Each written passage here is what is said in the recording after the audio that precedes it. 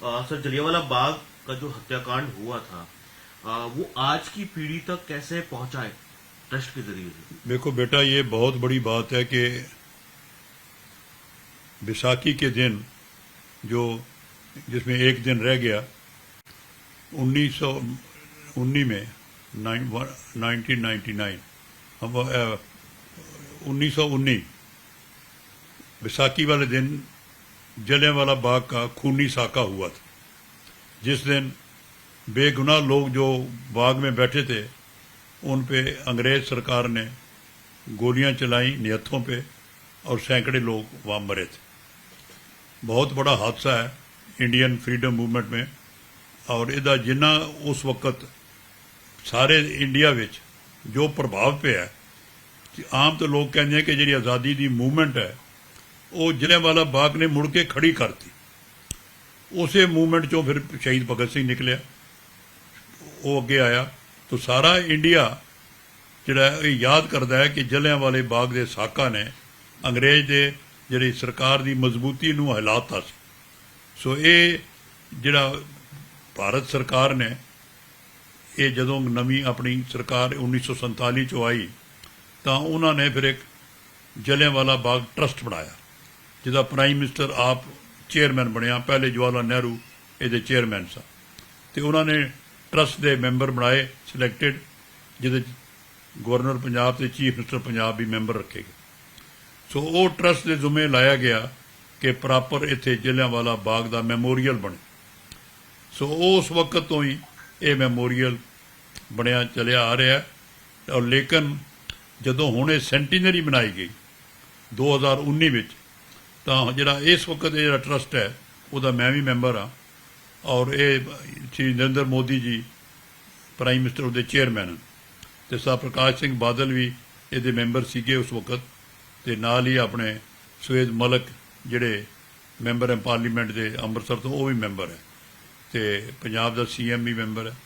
सो उस वक्त ये फैसला होया कि इस बाग नूं क्योंकि बड़ी लोड़ है कंजरवेशन की, रिपेयर की, गैलरियां पुरानियां हो गई, सारा कुछ हिल गया, तो फिर बड़ा फंड भारत सरकार ने दिते, तो उस मुताबिक इसका कॉन्ट्रैक्ट दिता गया कल्चर मिनिस्ट्री वालों, तो ये बड़ी वड्डी दी रेनोवेशन उस वक्त हुई। और जिहड़ा फिर ये बन गया उसका उद्घाटन भी मोदी जी ने आप किया, वर्चुअल उन्होंने किया। जिहड़ा फंक्शन होया वो vice president India Naidu ji आए अमृतसर, तो उत्थे फंक्शन भी किया 100 साला। सो ये अज जिहड़ा तुसीं लोग सवाल कर रहे हो कि सारा कुछ हो चुका है, लेकिन कई गल्लां हालां भी पेंडिंग है जिहड़ी मैं समझदा कि होनियां चाहिए। सर, क्या लगता है कि इस घटना का असली दर्द और संदेश आज लोगों को समझाया जा सका है अभी तक? देखो बेटे, बड़ी वड्डी गल तो यह है जिहड़ा ये आज़ादी लई मर मिटण दा संदेश है, ये तो पंजाब दी मिट्टी 'च है। ये कल्ला वाकया नहीं, साडी गदर मूवमेंट, साडी कामागाटा मारू मूवमेंट, साडी नामधारी मूवमेंट, हर मूवमेंट कुर्बानियां हुई हैं। और जिन्ने इंडिया विच फांसी लगे लोग आज़ादी वो 80% पंजाबी। उत्थे जाओ अंडेमान जी जेल सी उदों जिते सब तो वध कैदी सी, उहदे बाद जी पड़ियां लगियां कि सब तो वध कैदी पंजाब तो आए। सो पंजाब की तो धरती जी है वो शहीदों की। सो मैसेज तां दईए लोगों को कि लोगों को पता ना हो साडे ते हर वक्त ही कुर्बानियां हुई, तो अज की लोड़ की है? अज कोई मर मिटण की लोड़ नहीं, अज लोड़ है डिसिपलिन की, अज लोड़ है वचनबद्धता की कि असी अपने आप को ठीक करिए, ड्रग तो बाहर निकलीए।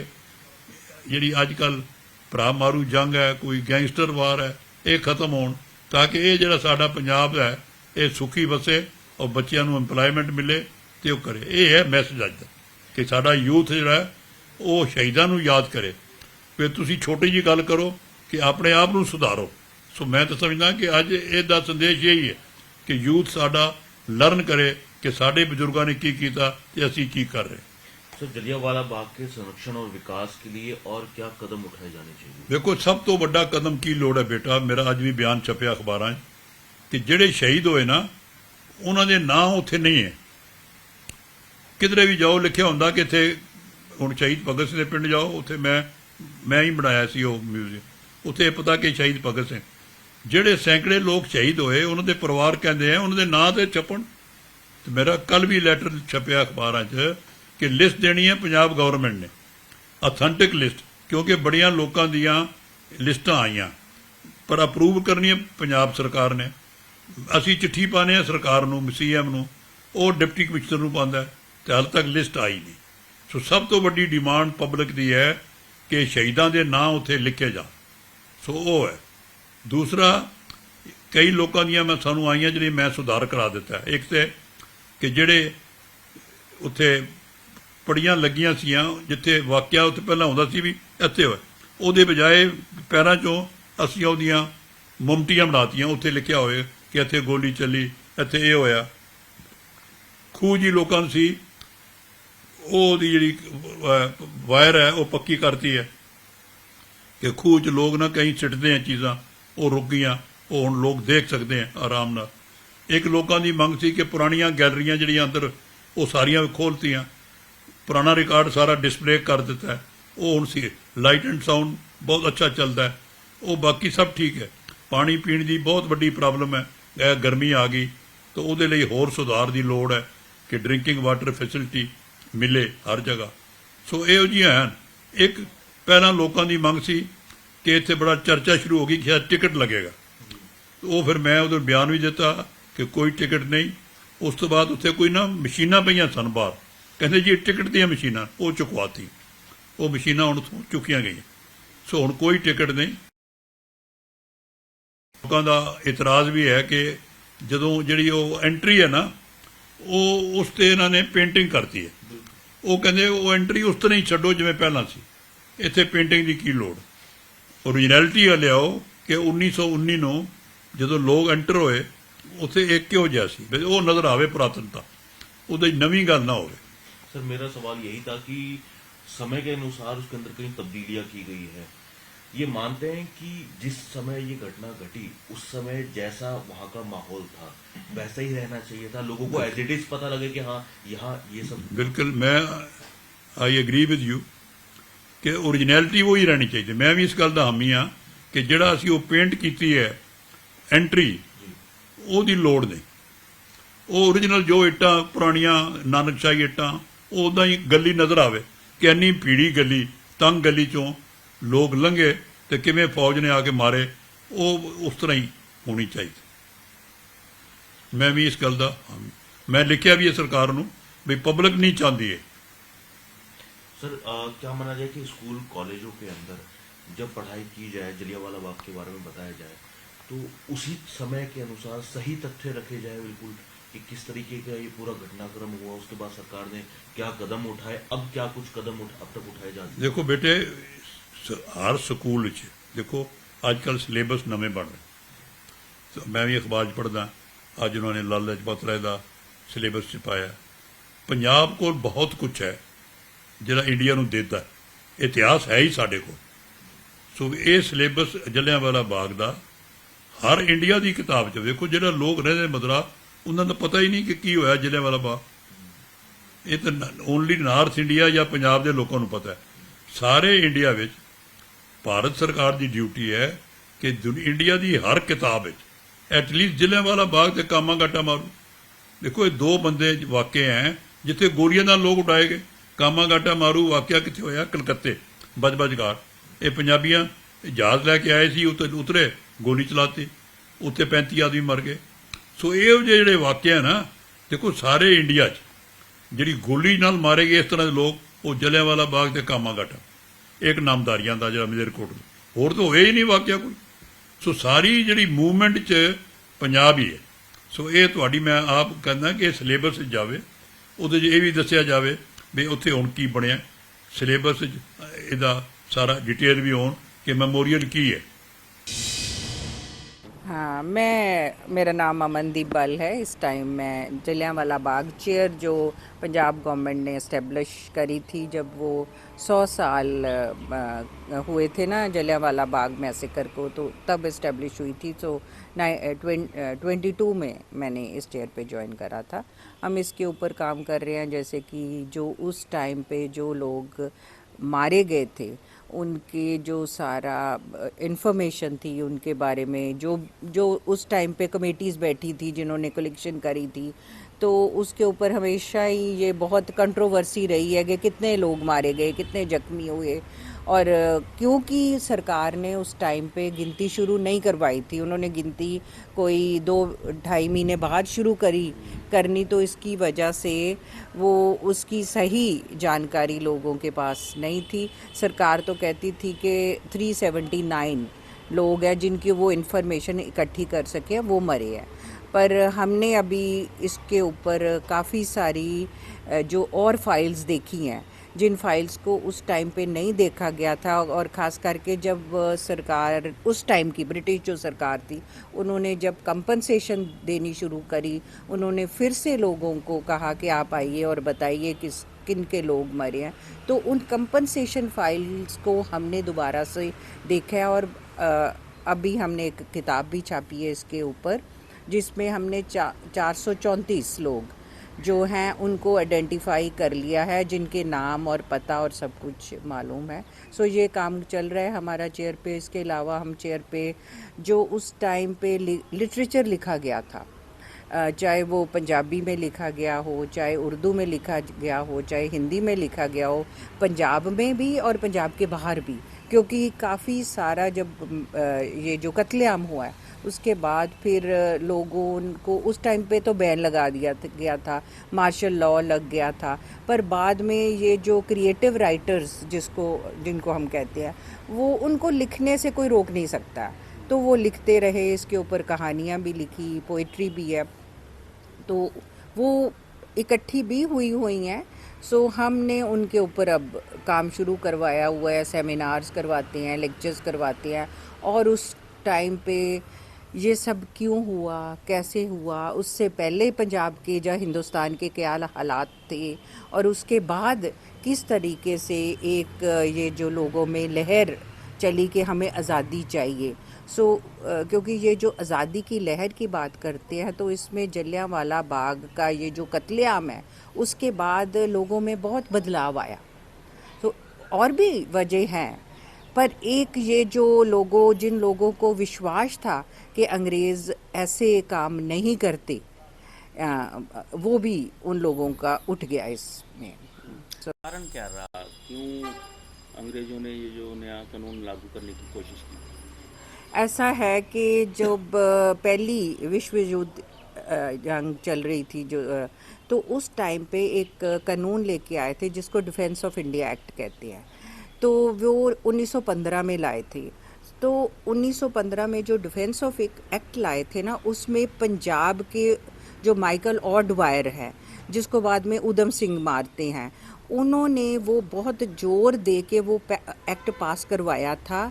और यहाँ से उन्होंने ये इन्फॉर्मेशन पंजाब से रिपोर्ट्स भेजी थी कि यहाँ पे ये जो रेवोल्यूशनरीज़ हैं बहुत एक्टिव हैं, क्योंकि उस टाइम पे वो जो गदरी थे, जिन्होंने गदर मूवमेंट, बाहर से जो लोग नॉर्थ अमेरिका से जो गदरी आए थे, उन्होंने यहाँ अटेम्प्ट भी करा था। तो ये जो रिपोर्टें भेजी थी, ये सब कुछ की वजह से ये जो एक सेडिशन कमेटी बैठाई गई, डिफेंस ऑफ इंडिया एक्ट पास हो गया। पर क्योंकि अब 1917 के एंड तक लगता था कि जंग ख़त्म होने वाली है, तो जंग ख़त्म होने के बाद वो डिफेंस ऑफ इंडिया एक्ट रह नहीं सकता था, तो वो ख़त्म होना था। तो इसके लिए उन्होंने वैसा एक एक्ट चाहते थे, और उसके लिए एक कमेटी बैठाई जिसको कहते हैं सेडिशन कमेटी। तो सेडिशन कमेटी ने कहा कि पंजाब में बहुत ख़तरा है, यहाँ पे रेवोल्यूशनरी खास करके गदरियों का काम है, ये सब ऐसे और रेवोल्यूशनरी भी उठते रहे हैं। तो और बंगाल में भी है, हिंदुस्तान के कुछ और हिस्सों में भी है, जैसे बॉम्बे में भी उन्होंने कहा। पर उन्होंने कहा कि हमें एक ऐसा ही एक्ट चाहिए जो डिफेंस ऑफ इंडिया एक्ट की तरह हो। तो इसलिए वो नए बिल लेके आ रहे थे जिनको रॉलेट बिल्स, क्योंकि वो सिडनी रॉलेट उस कमेटी के चेयरमैन थे, वो जो सेडिशन कमेटी थी। तो जो बिल्स लेके आ रहे थे उनको रॉलेट बिल्स जब कहा गया, तो यहाँ पे उसका जो विरोध शुरू हो गया, सारे हिंदुस्तान में विरोध शुरू हो गया कि भी अब तो जंग ख़त्म हो गई है। ये 1918 के अंत में, 1919 के शुरू में आए, 18 में जंग ख़त्म हो गई है, तो अब ऐसा एक्ट क्यों आ रहा है। आप एक तरफ तो कह रहे हो कि जंग के बाद हमें आप नए नए रिफॉर्म्स दोगे, नए कानून जो हमारे हित में होंगे, और उसके उल्ट आप ऐसा एक्ट लेके आ रहे हो, बिल्स लेके आ रहे हो जो डिफेंस ऑफ इंडिया एक्ट की तरह है। तो इसका विरोध शुरू हो गया था पूरे हिंदुस्तान में, ये जो रॉलेट बिल्स के खिलाफ, जिसको आम करके आम लैंग्वेज में ना कानून ना वकील ना कानून ना दलील, अपील ना दलील के नाम से जाना जाता है, कि आप इसके खिलाफ को पकड़ा जा सकता था, 2 साल के लिए जेल में रखा जा सकता था, आपके ऊपर ट्रायल नहीं चलेगी, और वैसे भी एग्जीक्यूटिव को बहुत सारी पावर्स देने वाले थे। सो इनके खिलाफ काफ़ी जो रौला शुरू हो गया था, तो उन दिनों में ही फिर बिल पास भी हो गए। तो महात्मा गांधी ने कहा कि जिस दिन बिल पास होंगे हम इनको रोक तो नहीं सकते, क्योंकि हमारे पास तो ऐसा कोई है नहीं, हमारे हाथ में कुछ नहीं है, हम रोक तो नहीं सकते, पर जिस दिन बिल पास होंगे उसके अगले संडे हम ना इसके खिलाफ हड़ताल करेंगे। और उन्होंने वर्ड हड़ताल नहीं कहा था, उन्होंने सत्याग्रह कहा था, जिसमें हम लोग अपने घरों में बैठेंगे, काम नहीं करेंगे, हम अपना खाना नहीं खाएंगे, अपनी पूजा पाठ जो है वो करेंगे, मतलब सत्याग्रह उन्होंने कहा करेंगे। हुआ क्या कि पंजाब में, क्योंकि पंजाब भी, अहमदाबाद, कई जगह पे ये हुआ, पंजाब में कई जगह में, अमृतसर में, लाहौर में, गुजरावाला में, तो क्योंकि फर्स्ट वर्ल्ड वॉर के बाद बहुत सारा फौजी वापस आया था, और उसके अलावा माइकल एडवायर की जो सरकार थी उस टाइम पे, उन्होंने भी बहुत ज़्यादतियाँ करी थी, ज़बरदस्ती भर्तियाँ करवाई थी। सो बहुत सारी महंगाई बहुत बढ़ गई थी, और तभी एक फ्लू भी आया था, स्पेनिश फ्लू कहते हैं, जब पेंडेमिक जिसको कहते हैं, उस टाइम पे जैसे अब आया था कोरोना, वैसा ही एक तब भी जो पेंडेमिक आया था वो 1918 में। तो इन सारी वजह से लोग बहुत गरीबी की हालत से निकल रहे थे। तो जब कोई कॉल आती है तो लोग उस प्रोटेस्ट में ज्वाइन करते हैं। तो लोगों ने प्रोटेस्ट करी, हड़ताल करी, 30 मार्च को पहले हड़ताल करी, फिर 6 अप्रैल को हड़ताल करी, और फिर 9 अप्रैल को अमृतसर में रामनवमी का दिन था। तो रामनवमी के दिन पे, और ये जो सबसे अच्छी और बड़ी बात है ना इसमें हिंदू, मुस्लिम, सिख सब लोगों ने इकट्ठे होके इस जो इन कानूनों के विरोध करे, इकट्ठे होके मार्च करे। और रामनवमी का ये जो सबसे हैरानीजनक बात है कि अमृतसर में रामनवमी का जो जुलूस का था, उसको जो डॉक्टर मोहम्मद बशीर थे, एक मुसलमान थे, उन्होंने घोड़े पे चढ़ के लीड करा। तो अब ब्रिटिश को लग रहा था कि ये इकट्ठे हो रहे हैं, तो ये चीज़ उनसे जो कह सकते हो पे हजम नहीं हो रही थी। तो फिर 10 अप्रैल को उन्होंने 2 जो शहर के बड़े लीडर थे, डॉक्टर सैफुद्दीन किचलू और सत्यापाल, उनको अरेस्ट कर लिया। लोग जब उनको छुड़ाने गए तो आगे से गोली चलाई, जब गोली चलाई तो फिर फायरिंग में 10 से 12 लोग मारे गए जो इंडियन थे। जब वो लोग जो मारे गए, फिर उन्होंने शहर में जुलूस निकाला, और गुस्से में भीड़ ने कई जगह पे आग लगाई, बैंक जला दिए, और उसमें 5 जो यूरोपियन मारे गए। और इस गुस्से में कि 5 यूरोपियन मारे गए, एक लेडी मिस शेरवुड थी, उसके साथ बदतमीजी भी करी कुछ, जैसे हर किस्म के किसी भी भीड़ में लोग इकट्ठे हो जाते हैं। उस भीड़ ने जब वो सब करा तो फिर 2 दिन बाद जो जनरल डायर, ये 10 अप्रैल की बात है, तो ये जो 10 अप्रैल की ये जो हुआ, कह सकते हो राइटिंग हुई शहर में, तो 11 की रात को वो डायर जो आ गया अमृतसर में, उसको चार्ज दे दिया गया। फिर उसने अगले दिन 12 की शाम को उसने 2 ये जो प्रोक्लामेशंस जो मुनादी कराते हैं वो तैयार करी प्रोक्लामेशन, पर उसको मुनादी नहीं कराई, शाम को नहीं कराई, 13 अप्रैल को कराई सुबह, और कहीं पोस्टर भी चिपकाए नहीं। अब लोगों को क्या पता कि 13 अप्रैल को, ये सबको पता है शहर में कि 10 अप्रैल को यहाँ पे बहुत सारी राइटिंग हुई, पर शहर के बाहर कोई, आज का ज़माना तो है नहीं कि सोशल मीडिया है, कोई टीवी है कि लोगों के पास सारी इन्फॉर्मेशन पहुँच गई। अब लोग बैसाखी का दिन है, लोग आ रहे हैं, एतवार का दिन भी है, तो वो जलियांवाला बाग एक ओपन स्पेस था, वहाँ इकट्ठे हो रहे हैं। तो अब जनरल डायर को लग रहा है, जो ब्रिगेडियर था, वैसे तो जनरल नहीं था, उसको चार्ज मिला हुआ था, तो उसको लग रहा है कि ये मेरे हुक्म के खिलाफ इकट्ठे हो रहे हैं। और बाद में जब उसको पूछा भी गया, अभी तूने सारे शहर में तो क्या आधे शहर में मुनादी करवाई है, तो बाकी में नहीं कराई? कहता अपने आप लोगों को पता चल जाता है, उनको पता होना चाहिए, क्योंकि उन्होंने मन बनाया हुआ था कि इनको ये जो 5 यूरोपियन मारे गए हैं उसका इनको सबक सिखाना है। सो वो आया, क्योंकि उसको पता लगा वहाँ लोग हैं, लोग अब अलग अलग वजह से वहाँ थे। कुछ लोग हैं जो संडे की वजह से है, कुछ लोग हैं, एक मीटिंग भी उस दिन होनी थी उसकी वजह से है कि हमारे ये जो 2 लीडर पकड़े हुए हैं उनको छुड़वाना है, तो कैसा छुड़वाया जाए, उसके लिए भी है। बाकी बच्चे हैं, कोई और है, सब हंस, क्योंकि काफ़ी सारे बच्चे भी मारे गए हैं ये जो 13 अप्रैल को। सो जनरल डायर आया, उसने आया और आते ही ऑर्डर दिया, किसी को बिखरने का ऑर्डर नहीं दिया, किसी को नहीं कहा, कोई वार्निंग नहीं दी, और आते ही उसने ये जो गोलियां ऑर्डर दिया और चलानी शुरू कर दी। कितने लोग मारे गए उसमें? देखिए, पहली जो रिपोर्ट उन्होंने भेजी थी उसमें कहा कि शायद 200 लोग मारे गए हैं, पर सबसे बड़ी बात है फिर उन्होंने कोई गिनती नहीं कराई, क्योंकि जब भी आप कहीं गोली चलाते हो उसके बाद लोग जख्मियों को अस्पताल लेके जाया जाता है, ये काम भी नहीं करा। उसने गोलियां चलाई और उसके बाद वो चला गया। ये वैसी ही चीज़ थी जैसे फ़ौज में आप दुश्मन जो मुल्क होता है उनके साथ करते हो, आप गोलियां चलाते हो और फिर आप अपनी वापस रिट्रीट कर जाते हो। तो यही जनरल डायर ने करा, किसी को मेडिकल एड नहीं दी, लोग सारी रात वहाँ तड़पते रहे और 8 बजे कर्फ्यू लग गया शहर में।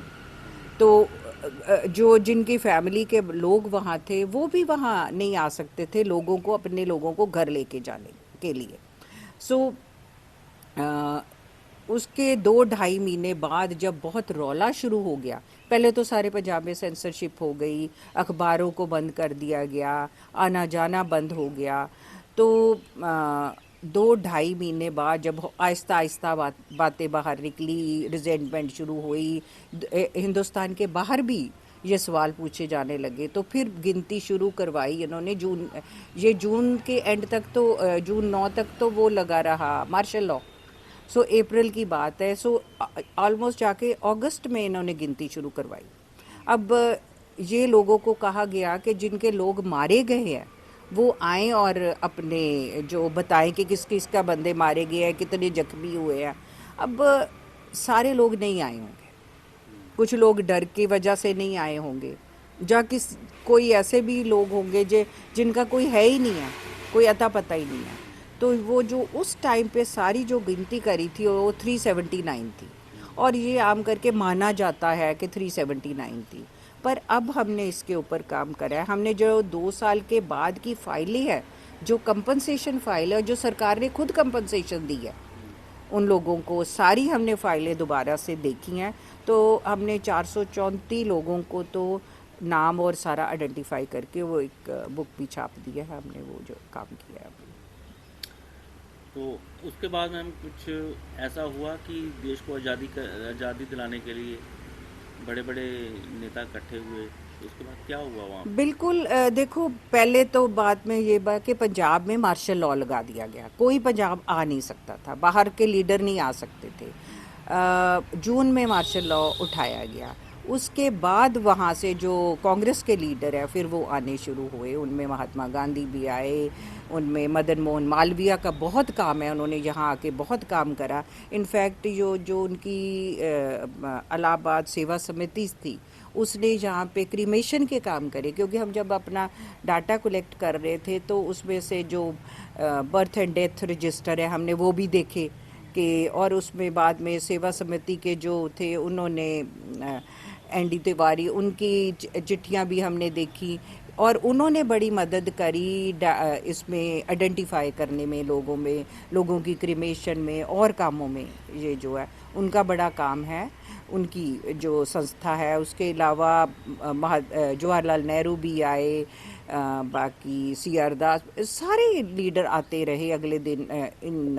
जब खास करके जब वो हंटर कमेटी बैठी, हंटर कमेटी जाके अक्टूबर नवंबर में बैठती है, जब बाहर भी बहुत रौला शुरू हो जाता है इसके खिलाफ, तो हंटर कमेटी जब बैठी तो फिर इंडियन नेशनल कांग्रेस ने, उन्होंने भी अपनी एक कमेटी बैठाई। उन्होंने कहा कि हम इस कमेटी के साथ कोऑपरेट नहीं करेंगे, हम अपनी ये जो कमेटी बैठाएंगे। तो उस कमेटी ने फिर एविडेंसेस इकट्ठे करे, जिन लोगों के लोग मारे गए थे उनके रिश्तेदारों से, उनकी फैमिली से उन्होंने एविडेंसेस लिए और लोगों से एविडेंसेस लिए। कोई 1700 एविडेंसेस कांग्रेस ने इकट्ठे करे, जिसके में से 650 एविडेंसेस छपे हुए हैं। सो 2 किताबें हैं, जो एक रिपोर्ट है जो कांग्रेस की रिपोर्ट है और एक एविडेंस की रिपोर्ट है। इसी तरह हंटर कमेटी जो सरकार ने बैठाई थी उसकी भी रिपोर्टें हैं, उसकी 2 रिपोर्टें हैं उसमें, क्योंकि उसमें 3 इंडियन मेंबर भी थे। तो जो रिपोर्ट सरकार ने तैयार करी थी, इंडियन मेंबर्स ने वो रिपोर्ट साइन नहीं करी, उन्होंने अपनी अलग रिपोर्ट बनाई। और ये बड़ी बात है उस टाइम के लिए कि आप सरकार की रिपोर्ट पे साइन नहीं करो और आप अपनी रिपोर्ट दो। और ये जो उसको एक जो रिपोर्ट, सरकारी जो रिपोर्ट थी जिस पे जो अंग्रेज़ों ने साइन करे थे, उसको मेजॉरिटी रिपोर्ट कहा जाता है, इसको माइनॉरिटी रिपोर्ट जो इंडियन मेंबर्स ने साइन करे थे। उसके अलावा सारे लोगों के एविडेंसेस है ना, वो भी छपे हुए हैं। इसको एविडेंस वॉल्यूम्स है, जैसे अमृतसर पे अलग वॉल्यूम है, लाहौर पे अलग है, अहमदाबाद में रॉयट हुए थे उन पे अलग है, दिल्ली में भी रॉयट हुए थे उन पे अलग वॉल्यूम है। सो काफ़ी सारा ये जो काम उस टाइम पे हुआ, सरकार को प्रेशर के अधीन करना पड़ा। कांग्रेस ने कहा कि हम इनके साथ सपोर्ट नहीं करेंगे, तो उन्होंने अपना ये जो एविडेंसेस इकट्ठे करे और काम हुआ है। ये कहना कि किसी ने काम नहीं करा या लोगों ने इसको फ्रीडम जो पॉलिटिकल लीडरशिप थी उसने इग्नोर करा, ऐसी कोई बात नहीं है। मैडम, इस बात में कितनी सच्चाई है कि जब जनरल डायर ने 13 अप्रैल 1919 को गोलियां चलाई थी और रात को डिनर जो है मजीठा में जाकर किया था, इसमें कितनी सच्चाई है? हाँ, ठीक चीज़ों से ये सुनने को मिलता है। हाँ ठीक है, ठीक बात है, क्योंकि देखिए हर सरकार के में लोग होते हैं जो सरकार की गलत बातों को भी सपोर्ट करते हैं, क्योंकि उनको उनसे फ़ायदे मिल रहे होते हैं। ये तो एक बात है। इसके अलावा जो जनरल जो उस टाइम पे सरबराह थे गोल्डन टेम्पल के, अरूर सिंह, उन्होंने बाद में जनरल डायर को गोल्डन टेम्पल बताया, दरबार साहब बुलाया और उनको सरोपा दिया। ये सारी वजह बनी कि ये जो बड़े बड़े रईस या जमींदार या जागीरदार सरकार पक्षी जिनको बोलते हैं, देखिए उस टाइम पे जो सरकार पक्षी होते थे उनको दूसरे लोग पसंद नहीं करते। सो सरकार पक्षी जो थे उन्होंने सरकार को सपोर्ट करा। उन्होंने कहा हाँ जी आपने ठीक करा, क्योंकि यहाँ पे बहुत रॉयट्स हो रहे थे, ये तो सचमुच यहाँ पे रेवोल्यूशन होने वाला था, ये तो कुछ ना कुछ गड़बड़ कर रहे थे, तो इसलिए आपने ये सब ख़त्म कर दिया, आपने बहुत अच्छा करा। तो ये सही बात है। डिनर हुआ था? हाँ जी हुआ था, बिल्कुल हुआ था। और मैं बोल रही हूँ क्योंकि ये सरकार पक्षी लोग हैं जो कह रहे हैं कि सरकार, सबसे इससे भी बुरी बात जो है जो मैं बता रही हूँ कि आप दरबार साहब पे बुला के उसको सरोपा दो। जिस आदमी ने जलियांवाला बाग जो इतनी नज़दीक है वहाँ पे इतने निहत्थे लोगों को गोलियां चलाकर मार दी, और इसी वजह से अकाली मूवमेंट भी शुरू हुई, क्योंकि ये जो सरकार पक्षी जो अमीरजादे थे जो उनके साथ थे, उनके खिलाफ फिर ये अकाली मूवमेंट या जिसको हम गुरुद्वारा सुधार लहर कहते हैं, ये भी एक बना था कि इनको कंट्रोल कौन कर रहा है सारी चीज़ों को। हम उन लोगों को यहाँ से बाहर निकालेंगे जो ऐसे जो सरकार पक्षी ऐसी चीज़ें कर रहे हैं। सो 1920 में गुरुद्वारा सुधार लहर शुरू हुआ, जिस पे ये जो अरिस्टोक्रेसी थी उसको साइड पे करा गया, और ये जो कह सकते हो मिडिल क्लासेस है, कॉमन लोग हैं, वो सब ने इसमें पार्टिसिपेट करा। उसके अलावा फिर रेवोल्यूशनरीज आए, बहुत कुछ हुआ। 13 ਅਪ੍ਰੈਲ 1919 ਨੂੰ ਰੌਲਟ ਐਕਟ ਦੇ ਅਗੇਂਸਟ ਜਿਹੜਾ ਕਿ ਕਾਨੂੰਨ ਅੰਗਰੇਜ਼ਾਂ ਨੇ ਭਾਰਤੀਆਂ ਦੇ ਉੱਪਰ ਥੋਪਿਆ ਸੀ, ਉਹਦੇ ਅਗੇਂਸਟ ਸ਼ਾਂਤੀਮਈ ਤਰੀਕੇ ਦੇ ਨਾਲ ਲੋਕ ਜਲਿਆਂਵਾਲਾ ਬਾਗ ਅੰਮ੍ਰਿਤਸਰ ਦੇ ਵਿੱਚ ਇਕੱਠੇ ਹੋਏ ਸੀ ਕਿ ਇਹਦੇ ਅਗੇਂਸਟ ਆਵਾਜ਼ ਚੁੱਕੀ ਜਾਏ। ਰੌਲਟ ਐਕਟ ਮੈਂ ਦੱਸਣਾ ਚਾਹੁੰਦਾ ਹਾਂ ਕਿ ਉਸ ਐਕਟ ਦੇ ਅਨੁਸਾਰ ਕਿਸੇ ਵੀ ਬੰਦੇ ਨੂੰ ਬਿਨਾਂ ਕਾਨੂੰਨੀ ਮੁਕੱਦਮਾ ਚਾਹੇ ਗ੍ਰਿਫਤਾਰ ਕੀਤਾ ਜਾ ਸਕਦਾ ਸੀ। ਪ੍ਰੈਸ ਦੀ ਆਜ਼ਾਦੀ ਵੀ ਲੋਕਾਂ ਦੇ ਕੋਲੋਂ ਖੋਲੀ ਸੀ ਪੂਰੇ ਭਾਰਤ ਦੇ ਵਿੱਚ। ਰਹਿਣਾ ਮੁਸ਼ਕਲ ਕਰਤਾ ਹੈ ਇੱਕ ਆਮ ਇਨਸਾਨ ਦਾ, ਮੈਂ ਸਮਝਦਾ ਵਾਂ। ਸ਼ਾਂਤੀਮਈ ਤਰੀਕੇ ਦੇ ਨਾਲ ਜਿਹੜੇ ਪ੍ਰਦਰਸ਼ਨ ਕਰ ਰਹੇ ਸੀ ਲੋਕ, ਉਹਨਾਂ ਦੇ ਉੱਪਰ ਗੋਲੀਆਂ ਚਲਾਈਆਂ ਗਈਆਂ। ਮੈਂ ਤੇ ਇੱਥੇ ਤੱਕ ਵੀ ਸੁਣਿਆ ਹੈ ਕਿ ਉਹਨਾਂ ਨੂੰ ਮਾਰਨ ਦੇ ਵਾਸਤੇ ਤੋਪਾਂ ਵੀ ਲਈਆਂ ਗਈਆਂ ਸੀ। ਗੇਟ ਤੰਗ ਹੋਣ ਦੇ ਕਾਰਨ, ਗਲੀ ਤੰਗ ਹੋਣ ਦੇ ਕਾਰਨ ਉਹ ਤੋਪਾਂ ਅੰਦਰ ਨਹੀਂ ਆ ਸਕੀਆਂ। ਇੰਨੀ ਕਰੂਰਤਾ ਮੈਂ ਸਮਝਦਾ ਵਾਂ ਅੰਗਰੇਜ਼ਾਂ ਨੇ ਉੱਤੇ, ਜਨਰਲ ਡਾਇਰ ਨੇ ਲੋਕਾਂ ਦੇ ਉੱਪਰ ਜਿਹੜੀ ਪਾਈ, ਔਰ ਉਹਦੇ ਨਾਲ 1000 ਤੋਂ ਵੱਧ ਲੋਕ ਜਿਹੜੇ ਹੈ ਮਾਰੇ ਗਏ, ਹਜ਼ਾਰਾਂ ਲੋਕ ਜ਼ਖਮੀ ਹੋ ਗਏ। ਕਈ ਲੋਕਾਂ ਨੇ ਖੂਹ ਦੇ ਵਿੱਚ ਛਾਲਾਂ ਮਾਰ ਕੇ ਕਿ ਸ਼ਾਇਦ ਜਿੰਦਾ ਬਚ ਜਾਈਏ, ਜਾਨ ਚਲੀ ਗਈ ਉਹਨਾਂ ਦੀ। ਔਰ ਮੈਂ ਸਮਝਦਾ ਵਾਂ ਆਜ਼ਾਦੀ ਦੀ ਲੜਾਈ ਨੂੰ ਬਹੁਤ ਵੱਡਾ ਹੁੰਕਾਰਾ ਜਿਹੜਾ ਹੈਗਾ ਇਸ ਜਲਿਆਂਵਾਲੇ ਬਾਗ ਕਾਂਡ ਤੋਂ ਬਾਅਦ ਹੋਇਆ। ਸ਼ਹੀਦ ਭਗਤ ਸਿੰਘ ਨੇ, ਮੈਂ ਸਮਝਦਾ ਵਾਂ ਕਿ ਉਸ ਦਿਨ ਸਹੁੰ ਖਾਧੀ ਜਦੋਂ 12 ਸਾਲ ਦੇ ਸੀ, ਮਿੱਟੀ ਲਿੱਤੀ ਜਲਿਆਂਵਾਲਾ ਬਾਗ ਦੀ ਔਰ ਸਹੁੰ ਖਾਧੀ ਕਿ ਮੈਂ ਅੰਗਰੇਜ਼ਾਂ ਦੇ ਅਗੇਂਸਟ ਦੇਸ਼ ਨੂੰ ਆਜ਼ਾਦ ਕਰਨ ਦੇ ਵਾਸਤੇ ਕੰਮ ਕਰਾਂਗਾ। ਔਰ ਚੰਦਰ ਸ਼ੇਖਰ ਆਜ਼ਾਦ ਵਰਗੇ, ਸੁਖਦੇਵ ਰਾਜਗੁਰੂ ਵਰਗੇ ਕ੍ਰਾਂਤੀਕਾਰੀ, ਇਹ ਸਾਰੇ ਇਕੱਠੇ ਹੋਏ ਜਿਨ੍ਹਾਂ ਨੇ ਕਿਹਾ ਕਿ ਹੁਣ ਸ਼ਾਂਤੀਮਈ ਤਰੀਕੇ ਦੇ ਨਾਲ ਨਹੀਂ, ਅਸੀਂ ਜੇ ਅੰਗਰੇਜ਼ਾਂ ਦੇ ਕੋਲੋਂ ਆਜ਼ਾਦੀ ਲੈਣੀ ਹੈ ਤੇ ਸਾਨੂੰ ਦੂਸਰਾ ਸਖਤ ਰਵੱਈਆ ਵੀ ਅਪਣਾਉਣਾ ਪਊਗਾ। ਔਰ ਮੈਂ ਸਮਝਦਾ ਹਾਂ ਬਹੁਤ ਵੱਡਾ ਨਿਰਦਈ, ਕਰੂਰਤਾ ਵਾਲਾ, ਮਾਨਵਤਾ ਦੇ ਅਗੇਂਸਟ, ਹਿਊਮੈਨਿਟੀ ਦੇ ਅਗੇਂਸਟ ਜਿਹੜਾ ਕੰਮ ਹੈ ਅੰਗਰੇਜ਼ਾਂ ਦੀ ਸਰਕਾਰ ਨੇ ਉਦੋਂ ਕੀਤਾ ਸੀ। ਇਹਦੀ ਜਿੰਨੀ ਨਿੰਦਿਆ ਕੀਤੀ ਜਾਏ ਉਨੀ ਘੱਟ ਹੈ। ਔਰ ਅੱਜ ਤੱਕ ਲੋਕ ਯਾਦ ਕਰਦੇ ਨੇ ਉਸ ਸਮੇਂ ਨੂੰ ਕਿ ਐਡਾ ਮਾੜਾ ਵਕਤ, ਇੰਨੀ ਕਰੂਰਤਾ ਆਮ ਲੋਕਾਂ ਦੇ ਉੱਤੇ, ਬਹੁਤ ਹੀ ਗਲਤ ਹੈ। ਮੈਂ ਸਮਝਦਾ ਵਾਂ ਸਾਨੂੰ ਆਉਣ ਵਾਲੀ ਜਨਰੇਸ਼ਨਸ ਨੂੰ ਸ਼ਹੀਦਾਂ ਨੇ ਜਿਨ੍ਹਾਂ ਨੇ ਕੁਰਬਾਨੀਆਂ ਦਿੱਤੀਆਂ ਜਲਿਆਂਵਾਲਾ ਬਾਗ ਦੇ ਵਿੱਚ, ਉਹਨਾਂ ਨੂੰ ਦੇਖਣਾ ਚਾਹੀਦਾ, ਸਿੱਖਣਾ ਚਾਹੀਦਾ। ਔਰ ਇਸ ਚੀਜ਼ ਦੀ ਜਿੰਨੀ ਨਿੰਦਿਆ ਕੀਤੀ ਜਾਏ ਉਸ ਸਮੇਂ ਦੀ ਸਰਕਾਰ ਦੀ ਉਨੀ ਹੀ ਘੱਟ ਹੈ। ਅੱਜ ਵੀ ਜਦੋਂ ਅੰਗਰੇਜ਼ ਲੋਕ ਜਲਿਆਂਵਾਲਾ ਬਾਗ ਤੇ ਆਉਂਦੇ ਨੇ ਤੇ ਉਹ ਆਪਣੀ ਸ਼ਰਮ ਮਹਿਸੂਸ ਕਰਦੇ ਨੇ। ਕੀ ਕਹਿਣਾ ਚਾਹੁੰਦੇ ਹੋ? ਉਹਨਾਂ ਦੇ ਪੂਰਵਜਾਂ ਨਾਲ ਕੀਤੀਆਂ ਹੋਈਆਂ ਗਲਤੀਆਂ, ਉਹਨਾਂ ਦਾ ਖਿਆਮਿਆਜਾ ਇਹਨਾਂ ਨੂੰ ਭੁਗਤਣਾ ਪੈ ਰਿਹਾ ਕਿ ਇਹਨਾਂ ਨੂੰ ਅੱਜ ਮਾਫੀ ਮੰਗਣੀ ਪੈ ਰਹੀ ਹੈ। ਦੇਖੋ, ਮੈਂ ਸਮਝਦਾ ਵਾਂ ਕਿ ਸ਼ਰਮ ਮਹਿਸੂਸ ਕਰਦੇ ਨੇ। ਜੇ ਸ਼ਰਮ ਵਾਲੀ ਗੱਲ ਹੈ ਫਿਰ ਹੀ ਸ਼ਰਮ ਮਹਿਸੂਸ ਕਰਦੇ ਨੇ। ਔਰ ਇੰਨੀ ਕਰੂਰਤਾ ਇੱਕ ਆਮ ਇਨਸਾਨਾਂ ਦੇ ਉੱਪਰ ਕੀਤੀ ਜਾਵੇ, ਕਾਨੂੰਨ ਥੋਪ ਦੇਣਾ, ਜਿਹੜਾ ਕੋਈ ਕੁਛ ਕਾਨੂੰਨ ਨੂੰ ਨਹੀਂ ਮੰਨਦਾ ਉਹਨੂੰ ਬਿਨਾਂ ਕਿਸੇ ਲਾਅ ਤੋਂ, ਬਿਨਾਂ ਕਿਸੇ ਸਿਸਟਮ ਤੋਂ ਗੋਲੀ ਮਾਰ ਦੇਣਾ, ਤੋਪ ਦੇ ਨਾਲ ਉਡਾ ਦੇਣਾ, ਇਸ ਤੋਂ ਵੱਡਾ ਨਿਰਦਈ ਕੰਮ ਹੋਰ ਕੀ ਹੋ ਸਕਦਾ। ਸਾਡੇ ਗੁਰੂਆਂ ਨੇ ਕਿੰਨੀਆਂ ਕੁਰਬਾਨੀਆਂ ਕੀਤੀਆਂ ਔਰ ਦੇਖਿਆ ਆਪਣੀਆਂ ਦਿੱਤੀਆਂ ਮਾਨਵਤਾ ਨੂੰ ਬਚਾਉਣ ਦੇ ਵਾਸਤੇ, ਧਰਮ ਨੂੰ ਬਚਾਉਣ ਦੇ ਵਾਸਤੇ। ਜਿਹੜੇ ਕਿ ਕਮਜ਼ੋਰ ਲੋਕ ਨੇ ਉਹਨਾਂ ਦੇ ਉੱਪਰ ਜਦੋਂ ਕੋਈ ਜ਼ੁਲਮ ਹੁੰਦਾ ਸੀ ਉਹਦੇ ਅਗੇਂਸਟ ਉਹਨਾਂ ਨੇ ਕੁਰਬਾਨੀਆਂ ਦਿੱਤੀਆਂ। ਔਰ ਮੈਂ ਸਮਝਦਾ ਵਾਂ ਕਿ ਇਸ ਲੜਾਈ, ਇਸ ਕਰੂਰਤਾ ਤੋਂ ਬਾਅਦ ਜਿਹੜਾ ਹੈਗਾ, ਜਲਿਆਂਵਾਲੇ ਬਾਗ ਦੀ ਕਰੂਰਤਾ ਤੋਂ ਬਾਅਦ ਅੰਗਰੇਜ਼ਾਂ ਨੂੰ ਜਿਹੜਾ 1947 ਦੇ ਵਿੱਚ ਸਾਨੂੰ ਆਜ਼ਾਦੀ ਮਿਲੀ ਹੈ, ਇੱਕ ਬਹੁਤ ਵੱਡਾ ਹੁੰਕਾਰਾ ਪੂਰੇ ਦੇਸ਼ ਦੇ ਵਿੱਚ ਆਇਆ ਸੀ। ਜੇ ਅੱਜ ਅੰਗਰੇਜ਼ ਆ ਕੇ ਇੱਥੇ ਮਾਫੀ ਮੰਗਦੇ ਨੇ, ਔਰ ਮੈਂ ਸਮਝਦਾ ਵਾਂ ਉਹ ਸੋਚ ਬਦਲ ਗਈ ਹੈ, ਸਮਾਂ ਬਦਲ ਗਿਆ ਔਰ ਉਹਨਾਂ ਨੂੰ ਅਗਲੀਆਂ ਜਨਰੇਸ਼ਨਸ ਨੂੰ ਉਹਦਾ ਖਮਿਆਜ਼ਾ ਭੁਗਤਣਾ ਪੈ ਰਿਹਾ। ਕੋਈ ਵੀ ਸਰਕਾਰ ਹੈ, ਜਿੰਨਾ ਮਰਜ਼ੀ ਤਾਕਤਵਰ ਬਣ ਜੇ, ਵਰਲਡ ਦੀ ਤਾਕਤ ਬਣ ਜੇ, ਮੈਂ ਸਮਝਦਾ ਵਾਂ ਉਹਨੂੰ ਜਿਹੜੇ ਕੰਮ ਹੈ, ਚੰਗੇ ਕੰਮ, ਮਾਨਵਤਾ ਨੂੰ ਬਚਾਉਣ ਦੇ ਕੰਮ ਕਰਨੇ ਚਾਹੀਦੇ ਹੈ। ਪਾਵਰ ਦੀ ਲੜਾਈ ਖਤਮ ਕਰਕੇ ਪੂਰੀ ਦੁਨੀਆ ਦੇ ਵਿੱਚ ਸ਼ਾਂਤੀ ਦਾ ਮੈਸੇਜ ਦੇਣਾ ਚਾਹੀਦਾ ਕਿ ਸ਼ਾਂਤੀਮਈ ਤਰੀਕੇ ਦੇ ਨਾਲ ਕਿਸ ਤਰ੍ਹਾਂ ਰਹਿਣਾ। ਇੱਕ ਦੂਜੇ ਨੂੰ ਲੜਨਾ, ਅੱਜ ਦੀ ਡੇਟ 'ਚ ਵੀ ਅਸੀਂ ਦੇਖੀਏ ਪੂਰੀ ਦੁਨੀਆ ਦੇ ਵਿੱਚ ਇੱਕ ਦੇਸ਼ ਦੂਸਰੇ ਦੇਸ਼ ਨੂੰ ਮਾਰ ਰਿਹਾ, ਉਹ ਕੀ ਹੈ? ਬਿਲਕੁਲ ਗਲਤ ਹੈ। ਔਰ ਇਹਦੇ ਵਾਸਤੇ ਸਾਰੇ ਦੇਸ਼ਾਂ ਨੂੰ ਚੰਗੀ ਸੋਚ ਲੈ ਕੇ ਇਕੱਠੇ ਹੋਣਾ ਚਾਹੀਦਾ ਔਰ ਸ਼ਾਂਤੀਮਈ ਰਸਤਾ ਜਿਹੜਾ ਹੈਗਾ ਇਸ ਦੁਨੀਆ ਨੂੰ ਚਲਾਉਣ ਦਾ, ਮਾਨਵਤਾ ਨੂੰ ਬਚਾਉਣ ਦਾ ਬਣਾਉਣਾ ਚਾਹੀਦਾ, ਚਲਾਉਣਾ ਚਾਹੀਦਾ। ਇੱਕ ਅੱਜ ਕੱਲ੍ਹ ਦੀ ਨੌਜਵਾਨ ਪੀੜ੍ਹੀ ਜਿਹੜੀ ਹੈ ਆਪਣੇ ਦੇਸ਼ ਦੀ, ਉਹ ਇਸ ਤਰ੍ਹਾਂ ਦੇ ਇਤਿਹਾਸ ਨੂੰ ਭੁੱਲਦੀ ਜਾ ਰਹੀ ਹੈ। ਸਰਕਾਰਾਂ ਵੀ ਇਸ ਵੱਲ ਧਿਆਨ ਨਹੀਂ ਦੇ ਰਹੀਆਂ। ਔਰ ਕੀ ਮੈਸੇਜ ਦੇਣਾ ਚਾਹੁੰਦੇ ਹੋ ਸਰਕਾਰਾਂ ਨੂੰ ਕਿ ਇਹ ਸਾਡਾ ਜਿਹੜਾ ਇਤਿਹਾਸ ਹੈ ਉਹਨੂੰ ਜ਼ਿੰਦਾ ਰੱਖਣ ਵਾਸਤੇ ਨੌਜਵਾਨਾਂ ਨੂੰ ਸਕੂਲਾਂ ਦੇ ਵਿੱਚ ਇਸ ਤਰ੍ਹਾਂ ਦੇ ਇਤਿਹਾਸ ਪੜ੍ਹਾਉਣਾ ਜ਼ਰੂਰੀ ਹੈ? ਮੈਂ ਸਮਝਦਾ ਬਿਲਕੁਲ ਜ਼ਰੂਰੀ ਹੈ। ਸਕੂਲਾਂ ਦੇ ਵਿੱਚ ਇਸ ਤਰ੍ਹਾਂ ਦੇ ਇਤਿਹਾਸ ਬਣਾਉਣੇ, ਸਬਜੈਕਟ ਹੋਣੇ ਚਾਹੀਦੇ। ਸਬਜੈਕਟ ਕੁਛ ਹੈਗੇ ਵੀ ਹੈ, ਲੇਕਿਨ ਹੋਰ ਅੱਛਾ ਕੰਮ ਸ਼ਹੀਦਾਂ ਦੇ ਵਾਸਤੇ ਇਸ ਤਰ੍ਹਾਂ ਦੇ ਜਿਹੜੇ ਐਕਟ ਨੇ ਉਹ ਪੜ੍ਹਾਏ ਜਾਣੇ ਚਾਹੀਦੇ ਹੈ।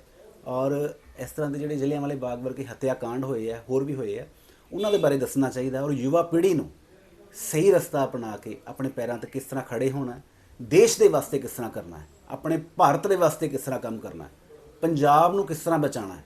ਅੱਜ ਦਲਦਲ ਦੇ ਵਿੱਚ, ਨਸ਼ਿਆਂ ਦੇ ਦਲਦਲ ਦੇ ਵਿੱਚ ਯੁਵਾ ਜਾ ਰਿਹਾ। ਕਿਉਂ ਜਾ ਰਿਹਾ? ਜਾਣਕਾਰੀ ਘੱਟ ਹੈ, ਸਮਝ ਘੱਟ ਹੈ, ਗਾਈਡਲਾਈਨਸ ਨਹੀਂ ਹੈਗੀਆਂ। ਸੋ ਅਸੀਂ ਸ਼ਹੀਦਾਂ ਨੂੰ ਪੜ੍ਹੀਏ, ਪੁਰਾਣਾ ਵਕਤ ਦੇਖੀਏ, ਕਿੰਨੀਆਂ ਕੁਰਬਾਨੀਆਂ ਕਰਕੇ ਇਹਨਾਂ ਸ਼ਹੀਦਾਂ ਨੇ ਸਾਨੂੰ ਆਜ਼ਾਦੀ ਦਿਵਾਈ ਹੈ। ਕਿਉਂ ਦਿਵਾਈ ਹੈ ਆਜ਼ਾਦੀ? ਕਿ ਅਸੀਂ ਆਜ਼ਾਦ ਮੁਲਕ ਦੇ ਵਿੱਚ ਰਹਿ ਸਕੀਏ। ਸਾਡੇ ਉੱਪਰ ਉਸ ਤਰ੍ਹਾਂ ਦੇ ਕਾਨੂੰਨ ਨਾ ਥੋਪੇ ਜਾਣ ਜਿਹੜੇ ਕਿ ਅੰਗਰੇਜ਼ਾਂ ਨੇ ਸਾਡੇ ਉੱਪਰ ਥੋਪੇ ਸੀ।